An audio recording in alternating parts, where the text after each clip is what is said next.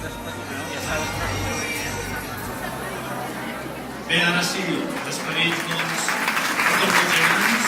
Hem de tornar-los a tenir ben aviat, ben adequats i restaurats amb nosaltres, donant-vos les gràcies a tots els vostres assistents en aquesta festa de l'Alt Urgell i esperem que hagueu passat tots una molt bona festa major.